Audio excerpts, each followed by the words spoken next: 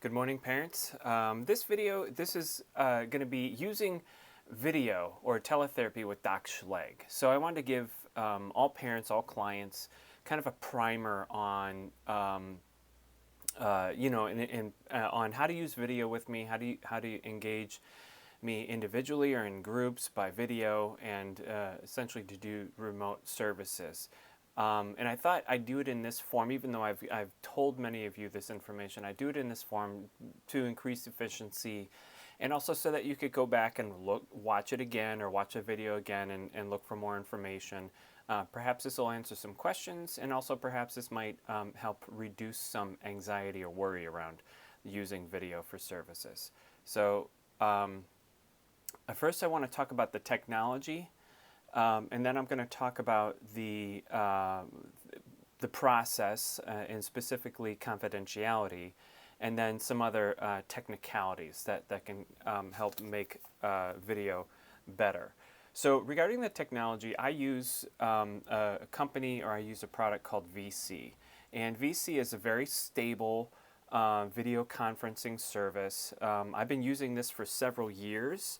And it's used by many healthcare professionals. It's used by, they claim, astronauts use this. In other industries that benefit or need video encryption. And because the VC has end-to-end encryption, means it's very secure. It's also HIPAA compliant, so compliance with the Health Insurance Portability and Privacy Act that the government set up. And it can do individual. I can meet with individuals, so my camera and their camera. I can also work with groups, so multiple people in multiple places can connect with me in the same place, and they can see each other, and I can see them, and all that kind of stuff. So VC has also a text-based option. So just we used to call it instant messaging, but you can type things in there. And people see it instantly on their end. It has screen share, which is useful a lot of times when I'm doing organizational work or executive functioning work with clients. I use screen share to look at their calendar. They can look at my calendar, and we can work together. And it also has file transfer. This is extremely useful. Again, it's encrypted, and so I can send files to and from people. I can receive files from people, and in a very secure and encrypted way. The way that you get connected with me is in my signature line of all of my emails. It says my name and address and phone number and that kind of stuff. But there's also a line that says VC, and it's an HTTP line of code, and you select that, and it'll take you to a place online where you can download the software. And you can use a computer, phone, or tablet, anything basically with a camera and connected to the internet is suitable for connecting with me by VC. I use my computer just because I find that to be simpler in many respects, but I also have it on my phone, and if I'm remote away from my computer and I need to connect with somebody, I can use my phone. The computer uses software, which you download from the internet, and the phones and tablets use apps. They're basic software on computer and apps on phones are basically the same thing. They're just packaged a little bit differently, but there's a separate app for VC. Setting it up from the point that you go to my signature line and select on that HTTP link, and then connecting with me, it's usually under 5 minutes. And just last night, somebody connected with me that the call had already started, or the time had already started, and they were connected with me in under 2 minutes. So it's a very simple process. You create an account with a username and password, and it automatically connects you to my account, and I can see that you're active, and you can initiate a call with me, and it's very simple. When we initiate a call, oftentimes, and this is even with long-term clients, the call can take up to 5 minutes to kind of get ironed out. It seems usually the problems that we have with a call seem to be an issue with the device. I used to think it was an internet connection mainly, but what I'm discovering it's mainly a device issue. Processors, the processors in the device, the computers, are trying to keep up with all the demands placed on the device. and it can the processor can just take time to get caught up with everything. And so while it's getting caught up with everything, there can be some lag in the video, or some inconsistencies in the video or the audio, and those kinds of things. It's pretty normal. Everything is typically ironed out in under 5 minutes, and usually much shorter than that. I recommend to clients to close all non-essential programs or any demands on the device, the computer or the phone or the tablet, that really you don't need to have happening right now, and that can speed up this process. Using headphones can help immensely with decreasing the demands on the device. I think one of the things that the software does automatically is it accounts for the audio that's coming out of the speaker, and so it doesn't pick up that audio and put it back into your microphone. We used to call this feedback, but the device and software can counteract that. But if I use headphones, the device doesn't have to keep up with the echo, basically. And so therefore it decreases the load, and it helps the device recover faster. So using headphones with a microphone on it is the simplest way to get connected fast and to get moving with the call. I also encourage people to make their device stationary. A lot of people like to be on their phones, and especially kids like to walk around with their device. This increases the load on the device. It makes it harder to render the video because the background is constantly changing, and it causes a lot of problems and lag. So even if you're on a phone, put it down on the desk. I have some clients who put it flat on the desk so I can see them from the bottom up. It looks bizarre, but and I prefer that they stand it up so that I'm looking right at their face. But it's fine, because it reduces the drag on the demands on the device. So don't walk around or otherwise hold the device. Don't be sitting and rocking with the device in your lap. Just keep it stationary so the background is stationary.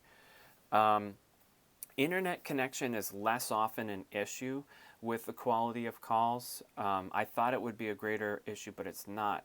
You really only need about 20 megabytes per second download and upload in order to have a clear call on even the highest quality video. So sometimes getting closer to the router, if you have bad connectivity within your house, getting closer to the router helps. But this is the connection is less of an issue than I thought.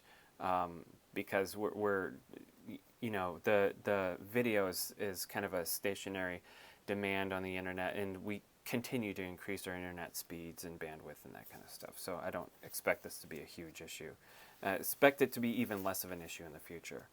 In the settings on the app, there are options to adjust things called frame rate and resolution. This is all in the video.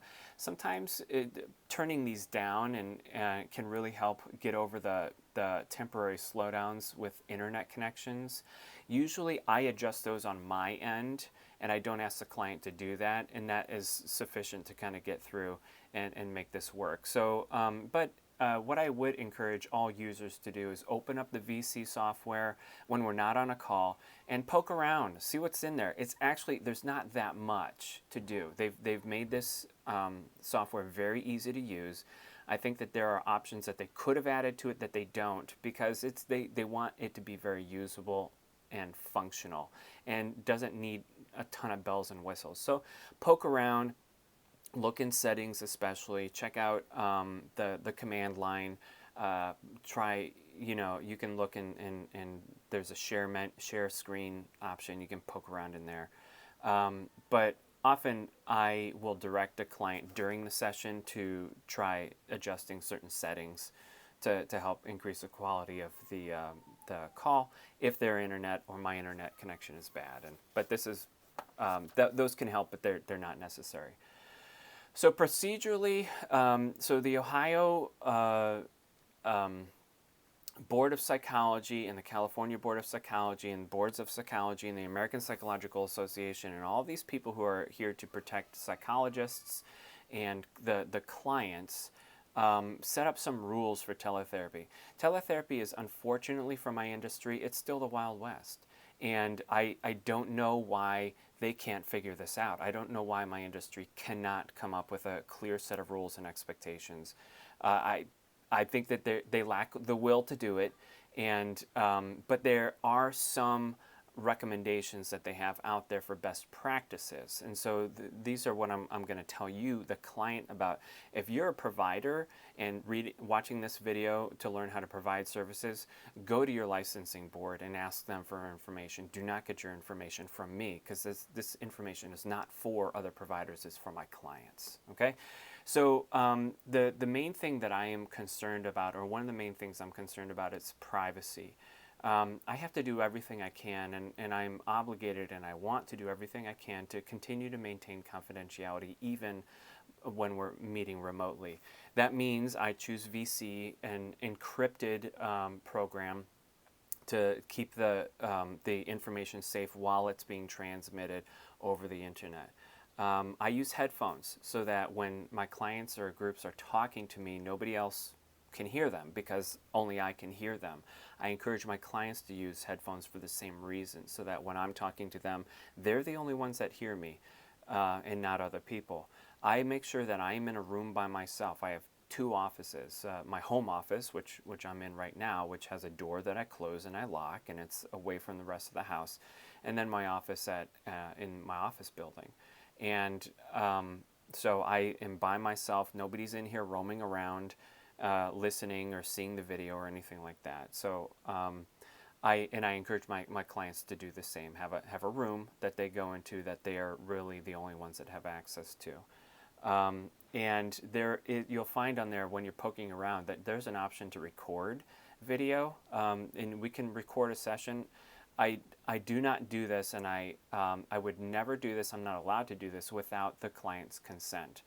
And the only reason I would ever be asking for consent to record a session is if it were clinically applicable, if it were useful to the client or to me to provide services to the client to record a session. And then I have very strict rules about how to maintain that recording, where to store it, and all that kind of stuff. I do not want my clients recording sessions.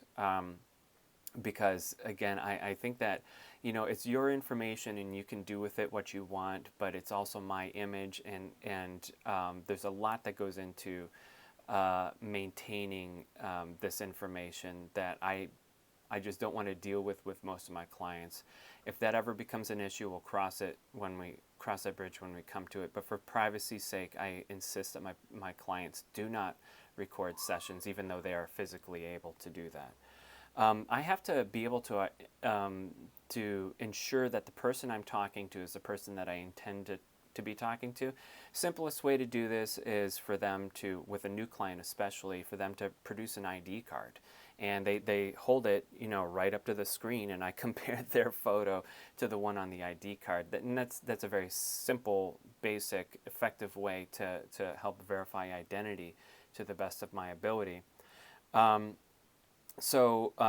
the other and the main way that I do this is I only meet with clients by video, either new or existing clients. I only meet with them by video when we have scheduled a time to meet. So if I'm online, if my VC is open and a client calls me because they want to kind of check in, I don't pick up.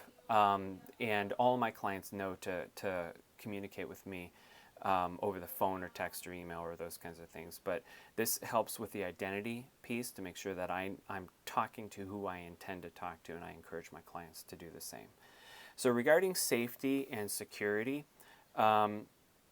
I have the address and the phone number of all of my clients, and I'm obligated to have that just in case I need to direct first responders to a person's house or address or their location for whatever reason.